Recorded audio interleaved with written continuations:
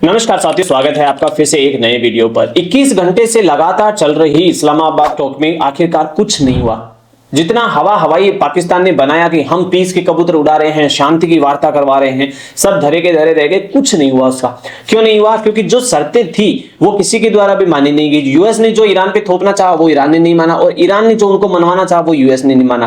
पहली बात चल रही थी एटॉमिक, जो परमाणु संवर्धन की चल रही थी कि जो भी एटॉमिक यूरेनियम इनरिचमेंट आपने किया है वो यूएस को दे दो। ईरान ने निगलेक्ट कर दिया और कहा कि यूएस ने ये कहा कि आपको कंप्लीटली बंद करना होगा। सीधा सीधा ईरान ने दो टूक शब्दों में कहा कि हमें अपनी एनर्जी सेक्टर के लिए यूरेनियम इनरिचमेंट करना जरूरी है और हम उसको कतई बर्दाश्त नहीं करेंगे बंद करने का, तो हम किसी भी कंडीशन पे नहीं करेंगे। तो बात खत्म हो गई सीधी सीधी। जेडी वेंस ने कुछ नहीं कहा उस पर, क्योंकि बोलना ही नहीं था बाद में तो उसको।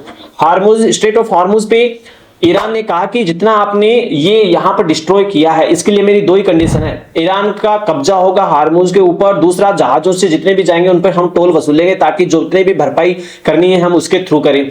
यूएस ने दो ही शर्तें रखी कि नहीं, ओपन करना पड़ेगा और हम इस चीज की अलाउ नहीं करते। तो फिर बात आ गई कि अलाउ करने वाले कहां से आ जाते हैं।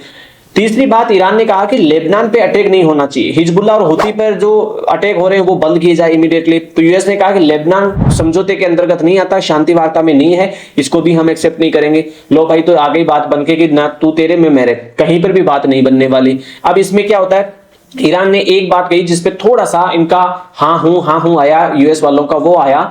ईरान ने यह कहा कि आप हमारी जितनी भी जब्त संपत्ति है फ्रीज की हुई है और जो हमारे पर इकोनॉमिक प्रतिबंध लगाए हुए वो हटा दो। तो उस पर जब पुरानी वाली बातें नहीं बनी तो यूएस ने कहा हाँ इस पर हम बात कर सकते हैं, हमें इस पर बात करनी चाहिए, ये वो हम करेंगे ऐसा नहीं कहा, हमें बात करनी चाहिए, हम इस पर कुछ कर सकते हैं। ऐसी गोल मटोल बातें करी गई और दोनों तरफ से बातें नहीं बनी गई। जो यूएस का डेलीगेशन वापस आया हुआ था वो तुरंत लौट गया और ईरान वाले भी अपने अपने घरों में। आखिरकार अब इससे मार्केट पे क्या होने वाला है, इंडियन बाजार पे क्या इफेक्ट होने वाला है? मार्केट है वो नेगेटिव जोन में ही ओपन हो सकता है।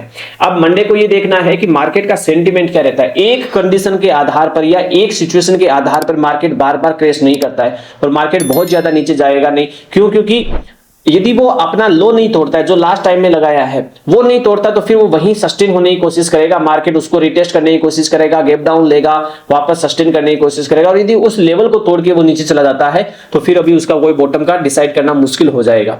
फिर मिलते हैं नए इसी ग्लोबल सिनेरियो के ऊपर, चर्चा करते हैं और जानते हैं मार्केट की बातें और सीखते हैं मार्केट को। सब्सक्राइब करना ना भूले। फिर मिलते हैं दोस्तों।